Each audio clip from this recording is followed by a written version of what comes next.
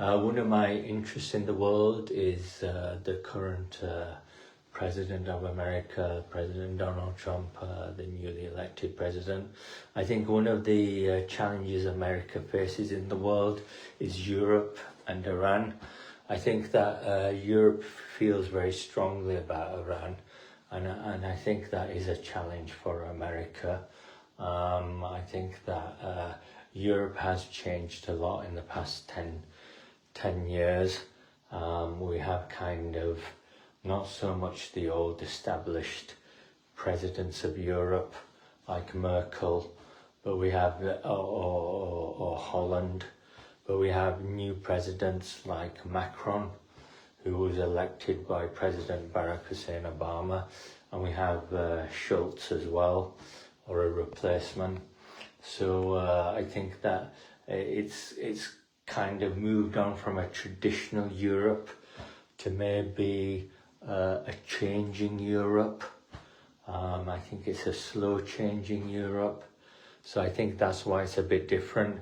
I think Europe has to be some kind of a traditional Europe because it has a lot to protect, a lot of interests to protect.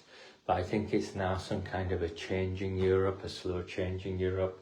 So I think that's one of the challenges America has to face in the world, and maybe President Donald Trump as well is quite a big challenge. I don't know where America lost its relations with Europe.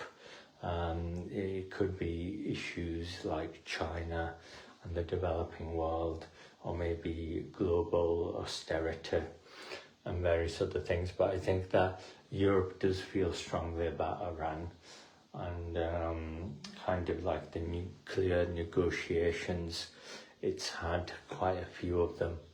And I think in particular Iran is now pretty much controlling much of the Middle East. It's kind of replaced Iraq as the dominant power in the Middle East, or maybe Saudi Arabia, and I think Iran is now controlling much of it, primarily with its military insurgency. It has the Revolutionary Guard in various places, including Syria. It does bombsite attacks in Iraq as well, and it has various militia and other insurgent military groups and perhaps terrorist groups as well. So I think that Iran has come from a very silent partner in the Middle East to pretty much controlling it, and this has kind of shifted the whole politics, Islam politics in the Middle East. It's gone kind of moved on from a Wahhabi Saudi Arabia.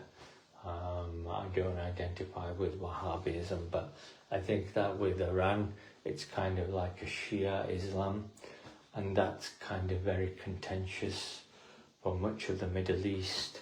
So I think most of the Middle East is resisting against Iran, despite Iran moving into the Middle East. So I think that is a problem for the Middle East, and it's primarily a problem because most 70 to 80% of our global oil comes from the Middle East, primarily Saudi Arabia. So it has a big influence on the global economy. So I think that's one of the issues, and I think it's an important consideration. Thank you very much.